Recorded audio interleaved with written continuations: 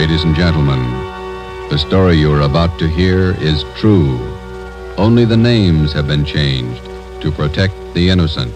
Fatima Cigarettes, best of all long cigarettes, brings you Dragnet.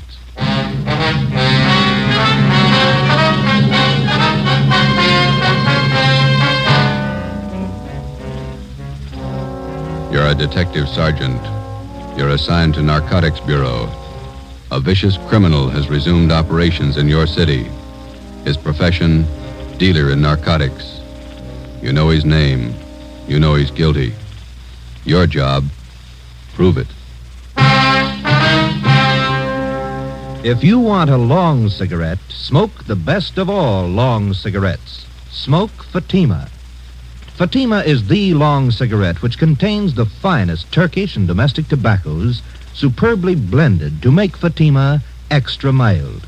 And that's why Fatima has a much different, much better flavor and aroma than any other long cigarette.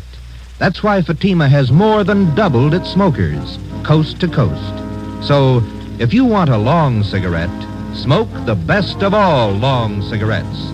Smoke Fatima. Dragnet, the documented drama of an actual crime. For the next 30 minutes, in cooperation with the Los Angeles Police Department, you will travel step by step on the side of the law through an actual case from official police files. From beginning to end, from crime to punishment, Dragnet is the story of your police force in action. It was Thursday, January 21st. It was cold in Los Angeles. We were working the night watch out of Narcotics Bureau. My partner's Ben Romero. The boss is Thad Brown, chief of detectives. My name's Friday.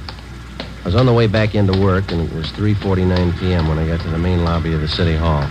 Public phone booth.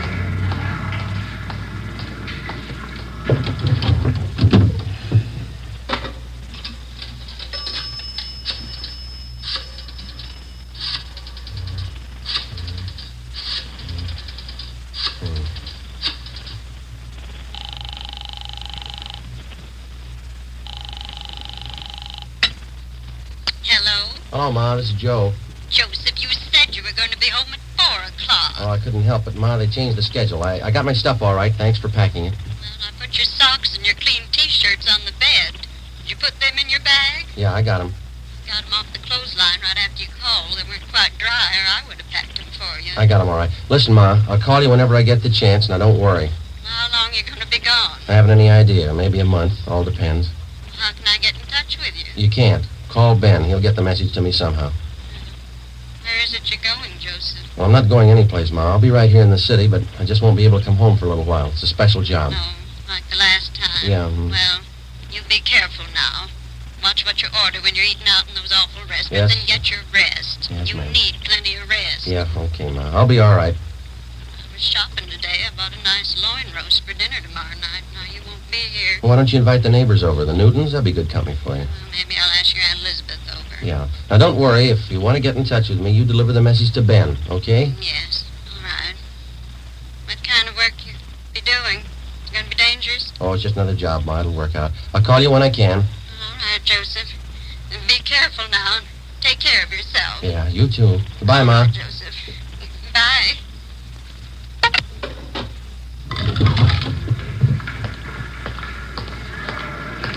I left the phone booth and started down the corridor. I went up a short flight of stairs and turned left. The afternoon crowd in the City Hall seemed heavier than usual. I walked past the elevators and turned right down another corridor. It was 3:58 p.m. I got to room 24, Narcotics Bureau. Captain White? Hi, Joe. You want to take these? Yeah, sure. It's my badge. Okay. There's all my identification and my gun. Right. I'll take care of them for you. These clothes look all right? Just a minute. Now, let's see. Yeah. I don't like that tie. Romero, Yes, Skipper? let's see your tie. Yeah, swap with Friday, will you, Ben? Christmas tie's pretty loud. Mine's not. That's the idea. Here's some stuff to carry in your pocket. Social security card, ID card, all made out to Joe Kyber. Mm-hmm. Some book matches from St. Louis, a couple from Reno, Nevada. Okay. You pick up another gun? I loaned him my .25 automatic. It's small. It's easy to carry. Suit yourself. I don't have to tell you to be careful. No. It's a chance we've been waiting for, Joe. A lot depends on you. I'll do what I can. Just one thing I want to tell you. Take your time. Take all the time you need. Don't push it. I understand. No time limit. Your time's up when they find out who you are.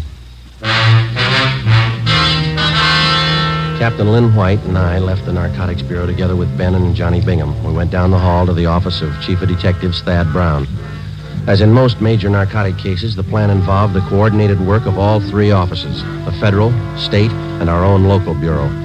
The operation involved a great many men and a lot of time. When we got to the Chief of Detectives office, two men were with him. Bill Craig, the agent in charge of the Federal Bureau of Narcotics for the Southern California area, and Inspector Virgil Beckner, head of the State Narcotics Bureau for our district. All of us had one common goal, the apprehension and conviction of two men, Arthur Belmont and Ralph Costello. The first man on the list, Ralph Costello. Chief Brown outlined the overall plan. Craig, your federal men have been tracking Costello off and on for 3 years now. Beck's of your state agents. Same for our men. This time we can't afford to miss. You figure an undercover man working locally? Is that right, Chief? Yeah, Craig, he'll start right from the bottom, work up the line till he gets to Costello, if he gets there. Beck? Where are you going to start? Captain White, would you lay it out for Beck and Craig? Yeah. Friday here's going to handle the job. He's got his full instructions. Joe, you want to fill him in? All right. I'll make my first contact tonight. I'll meet in a bar down on South Pico with another one of our undercover men, Benny Arredondo. He'll introduce me as Joe Kyber to one of his informants. The informant is supposed to help get me into the Flats gang. The same bunch running on the south end of town? Yeah, small-time peddlers, precurious, a little bit of everything. Go on, Friday. When I get in the gang, I run with them until I find out where and how they make their buys. After you get a contact, you make buys all the way up the line and get as close as you can to the town. Yeah, that's right. You worked out your contact with us? He knows that under no conditions will he be seen around the department here. It's been set up that I have a hotel room lined up down on the east side. Romero here and Captain White will be my only contact with the office. I'll be using the name Joe Kyber. Sounds all right to me. How about you, Craig? How about that informant, Friday? Can you count on him? Arredondo thinks a lot of him. He says he's a good man. He's the first rung on the ladder. He's got to be solid. Well, if he's not, we won't have far to fall. Depends on how you look at it. You can kill yourself in the bathtub. 8 p.m., Thursday, January 21st. I checked in at the Casino Hotel on Terminal Street. I registered as Joe Kyber, Omaha, Nebraska. I was given the key for room 5. The rent was $7 a week. I unpacked a few things I had in my bag, went down the hall, and took a shower. I went down to the lunchroom on the corner. I had an egg sandwich and a cup of coffee. It was 11:18 p.m. when I walked into Blue Wright's Bar and Grill. I ordered a beer and sat down. I watched the missing persons program on the television set above the bar. Lose somebody, Kyber? Hello, Benny. Been here long? I just got here. Where's your boy? Sitting over there with that fella in the blue suit. Name's Gene. Who is the guy in the blue suit? One of the Flats gang. Gene's lining up your introduction now. Guy's name is Ludwig. They call him Lud. He knows me as Steve. Right. What do we do? Sit tight till Gene gives us the word. The tie of yours looks like it's on fire. Look all right? I wouldn't wear it. Lud would. Get in the hotel okay? Yeah, all set. Room 5. Gene wants us. Let's go. Okay. Hi, Steve. So your boy got here? Yeah. Gene, meet Joe Kyber. Hi. This is Lud. Joe Kyber, Lud. Sit down. You like the fights, Kyber? Yeah. They got nothing out here in that line. I used to go to the Garden when I was east. I got some fine cards at the Legion. Where? Hollywood Legion, Friday night. Some classy-looking fighters out there. Where is that? Out in Hollywood. Nice little stadium. I'd like to go with you sometime. Tomorrow? I got a date. Maybe next week. Bring her along. A lot of women go. Not this one. Okay. Hey, you guys hungry? I could eat. Yeah. Joe? Sure. How about here? Nobody eats here. Well, steam table over there. The stuff smells pretty good. So does garbage if the wind's blowing the other way. Let's get a French dip sandwich, huh? How about Galbraith's over on Sotelo? Okay. How about you guys? Sure. Well, let's go. All right. You from the east, Kyber? Omaha, Memphis, all around. Yeah. You don't talk very much. You do. You talk tough. Are you tough? Sometimes. This place we're gonna go eat, sometimes the meat's tough, too. Yeah? Just like a piece of tough meat, you can always cut it down to size. The following week at the fights, I met some of the other members of the Flats gang. They were a typical group of hoodlums. Unlike fiction writers have portrayed them, generally gangs of this type do not operate under a gang leader. Each member considers himself the best of the lot. For all practical purposes, they didn't need a leader. But as in any group, some men are more dominant than others. Lud was one of these. Because of his tough manner, I observed that the gang members placed confidence in Lud. It was then that I decided that I had to be tougher than he was if the gang was going to accept me. 5 weeks went by. March 7th. There was still no mention by any of them that they were either using or dealing in narcotics. Come on in, Cabby. Sit down. Lud? Cabby, meet Jerry Phil. Hi. I picked up the tickets for the basketball game tonight. Good seats? Yeah, they look okay. Got an extra, Ducky? Maybe I'd tag along. Yeah, we got 4. You look kind of sad, Cabby. He always looks that way. First he was tough, now he's sad. Oh, you and that mouth. You know it all, don't you? No offense, you look a little low. I don't know about you, Cabby, but I'm a little under par. I'm gonna have myself a pop. You interested? No, I don't use it. Why don't you try it? You might get a kick out of it. I have. It's all right going up, but it's nothing coming down. That's where you make a mistake. Stay up. Don't come down. Fella. You heard what he said, Jerry. You don't like it. How does he know? He never stayed up long enough. Take your pop and shut up. You talk about Kaiba trying to be tough. You think you're the big wheel around here. That's enough. You gotta quit giving orders, Lud. You know better than the rest. Look, little man, knock off that kind of talk and keep us both happy. Sure. The boss, man. You know, I got one positive way to shut you up. Why don't you two quit it? This huh? concerns me and Phil. You keep your mouth shut. Well, don't get mad at me. I only wanted to save an argument. Can it, I say. Now, look, big mouth, you can push Phil around, but not me. Now you're playing the tough guy again, ain't you? Why don't you go over there and sit down, huh? You sit me down, punk. All right, now listen to me, both of you. I'm tired of being talked down to like a junior member of the firm. You either treat me equal or leave me alone. You understand? You had it coming, Lud. Yeah. I'd put that bottle down, Lud. Where'd you get the gun? You carry that thing right along? Right along. Put it down, Lud. Okay. I'm long on memory, Cabby. Remember that. Yeah, and I'm real short on patience with you. Well, I still ain't had my pop. Better hurry. I don't want to miss the game. You got good seats, huh, Cabba? They're not too low. I can't see nothing if they're too low. Don't worry. You'll be high enough. 2 months went by. By playing the tough guy, I gained a great deal of prestige in the eyes of the other gang members. Jerry Fell made sure that all the members heard about that episode up in Lud's room. Dealers and users of narcotics rarely carry guns. The members of the Flats gang were small-time peddlers and users. They're referred to as mules or small fry. When they found that I carried a gun at all times, they were impressed. They considered me one of them. Since the very beginning of my undercover work, I met weekly with Ben Romero and Captain Lynn White of the Narcotics Bureau. I would be picked up at a different location each time, making sure that I wasn't followed, and we would remain in the car and drive around in a remote section of the city discussing my progress with the gang. During this first 3-month period, under the pretext that I had clients to furnish, I made 2 small narcotics buys, one for $13 and one for $8. As soon as the purchases were made, I would mark them for identification, contact Ben, and then turn the narcotics over to him to be booked as evidence by the property clerk at Central Division. Another month went by.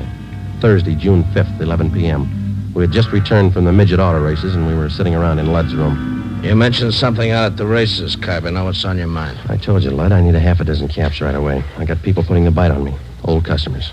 How old can they be? You only been out here 5 months, remember? When they're hooked, they get to be old customers in a month. I fixed up 2 buys with Morse for you. Tony says he can't handle anymore. Hasn't got enough around. You got on board late, you know. All of us are ahead of you. Tony can get more. Who's his source? Couple of guys. I know him. How about an office to one of them? You deal with Tony. You said he hasn't got enough. That's right, I did. Okay. How much do you want? They're your customers. What's it worth? They'll pay. What's the guy's name? Costello's one of them. He'll have enough for you. Who's the other guy? You'll deal with Costello for now. Where can I meet him? Morse will set it up for you. I gotta meet him now, huh? Come in. Police officers. Shake it down, Donahoe.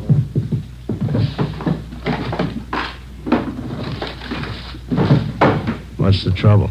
Checking for a robbery suspect. Find anything, George? Room's clean. We don't know anything about a heist.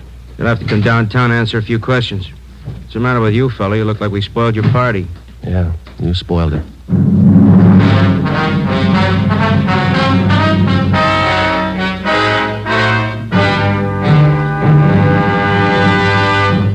You are listening to Dragnet, authentic stories of your police force in action.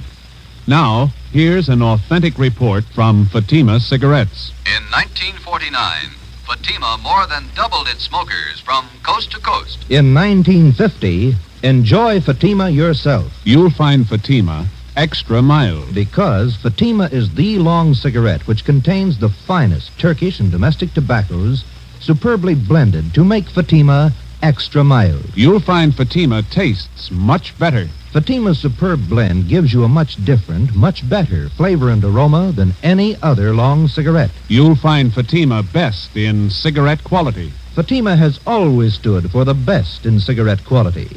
For a new year of greater smoking enjoyment, buy Fatima in the appealing gold and yellow package. You'll agree, Fatima is the best of all long cigarettes.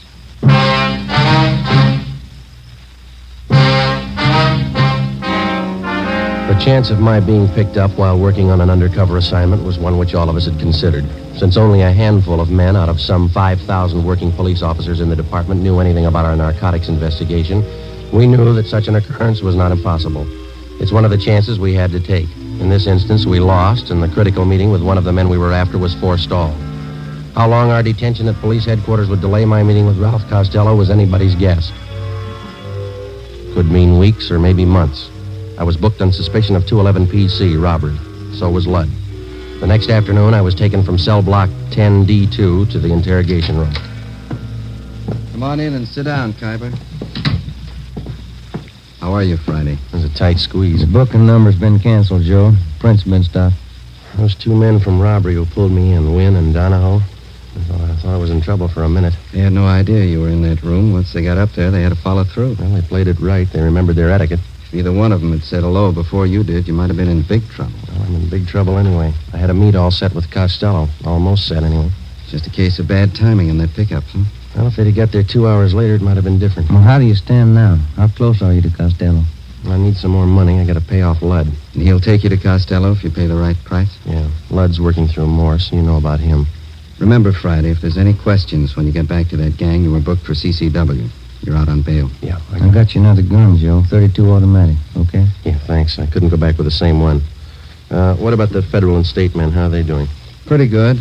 Federal men picked up Costello in Fresno. He was connected with the sale of 6 cans of H. Mm-hmm. That much heroin up there. No wonder Ludd can afford to hold me up. He knows there's a shortage down here. Case isn't too strong against him. When it looked definite that we had him, they were going to call you off. He's out on bail. Costello's back down here now. Yeah. Seems like we get our hands on the guy, but we can't hold him.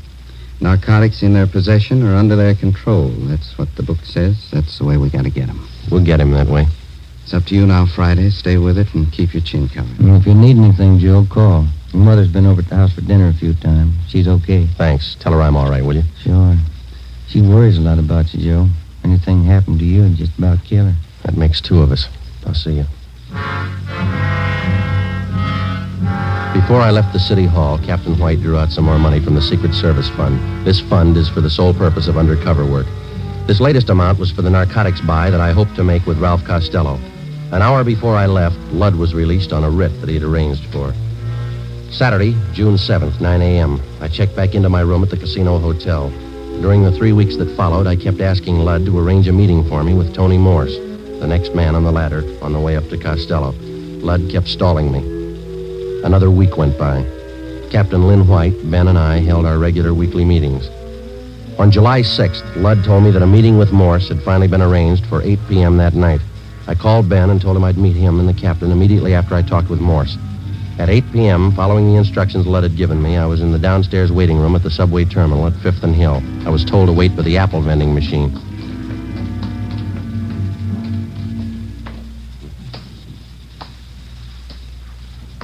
Excuse me, mister. Oh, yeah, sure.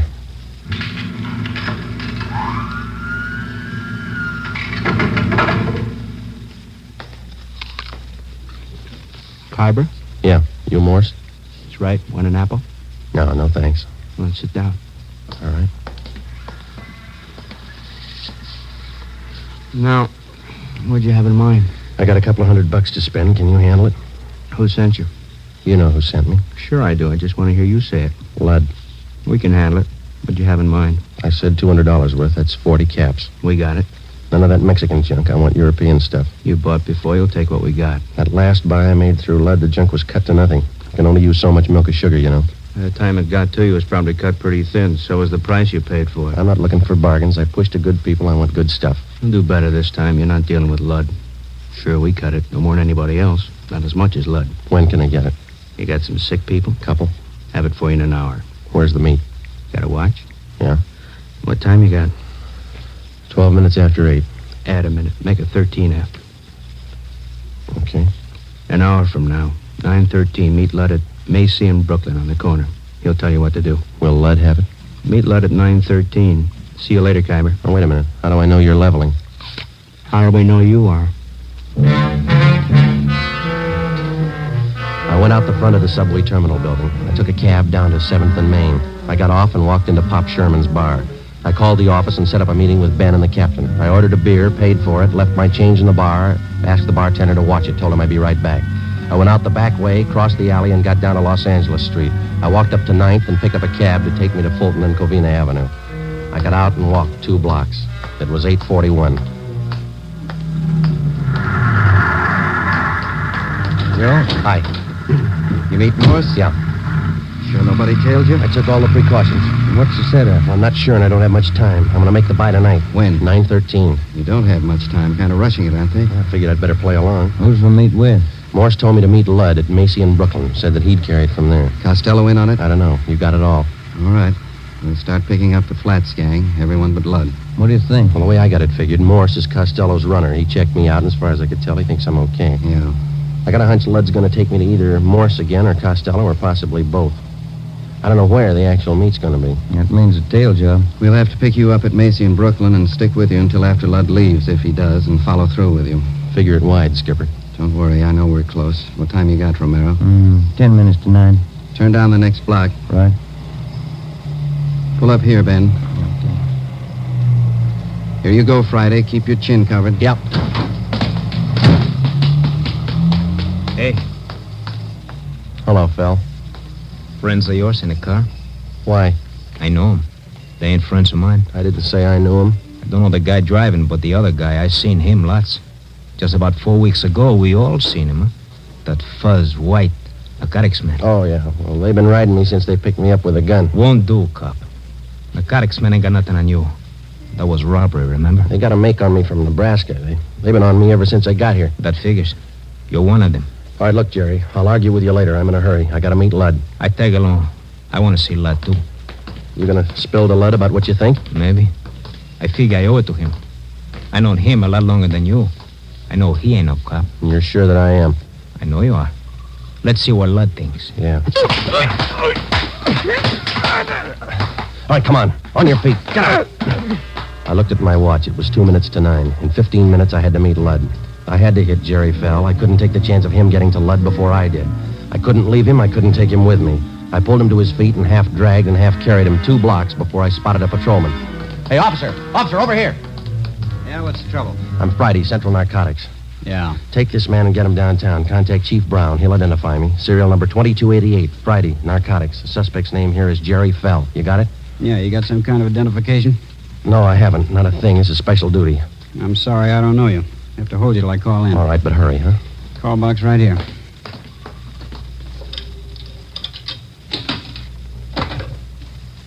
This is Carlson, box 117. Check on a matter with the Chief of Detectives Brown, will you? Yeah, that's right. Have a man here who identifies himself as Friday. What's your first name? Joe Friday. Tell him to hurry. Yeah. Joe Friday, Central Narcotics, serial number 2288. Says he's in a hurry, holding a suspect, Jerry Fell. I'll hold on. My watch says 5 after 9. What time you got? I got 6 minutes after. It might be a little fast. Any cab stands around here? 4 blocks up the street. Which way? That way. Yeah. Okay, I will. Thank you. Okay, Sergeant. Sorry to hold you up. Need any help? No, you just hang on to this guy. Don't let him go. I started to run. Macy in Brooklyn. 6 blocks away, and I had 8 minutes to make it. A narcotics buy is one date you're not late for. Either you're there at the specified time or there's no deal. The veteran narcotics peddler knows that that's the only safe way for him to operate. A minute, one way or the other, could mean an arrest. I ran. You're out of breath, Kyber. Anything wrong? No, the cab broke down. I didn't want to be late. Yeah, you got 40 seconds. That's cutting it pretty thin, but it'll do. Come on. All right. Right here. By this lamppost? That's it, right in front of it. Don't move to the left or right. Stay put. They'll handle the rest. So long.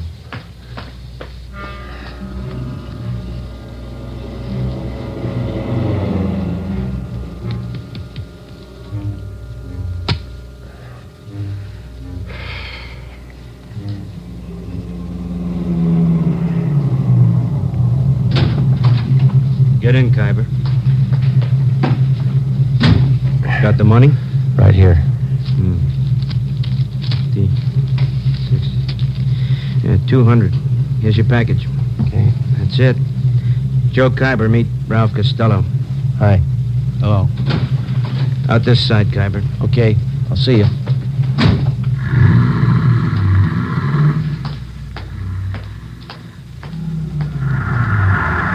Did you make the buy Friday? Yeah, take him.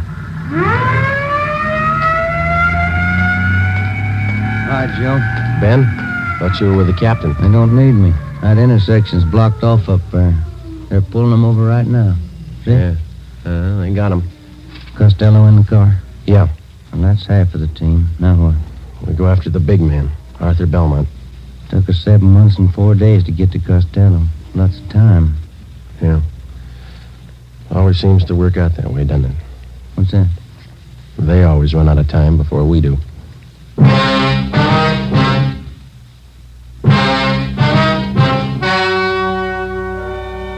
The story you have just heard was true. Only the names were changed to protect the innocent. On July 6th at 10:45 p.m., Ralph Costello was taken to the Narcotics Bureau, the interrogation room. In a moment, the results of that interrogation. It's amazing how many long cigarette smokers are changing to Fatima. Here is the actual report. From coast to coast, Fatima has more than doubled its smokers. Yes, more and more smokers every day are discovering that Fatima is the best of all long cigarettes. Smokers find Fatima has a much different, much better flavor and aroma than any other long cigarette. They find that Fatima is extra mild because it's the long cigarette which contains the finest Turkish and domestic tobaccos superbly blended to make it extra mild. Enjoy extra mild Fatima yourself. Best of all long cigarettes.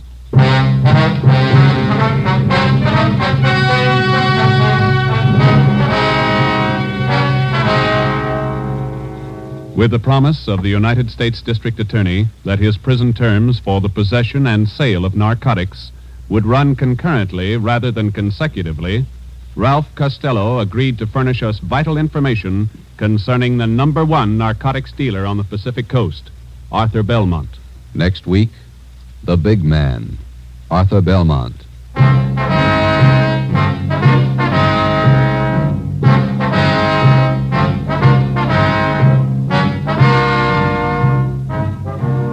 You have just heard Dragnet, a new series of authentic cases from official files. Technical advice for Dragnet comes from the Office of Chief of Police W.A. Wharton, Los Angeles Police Department.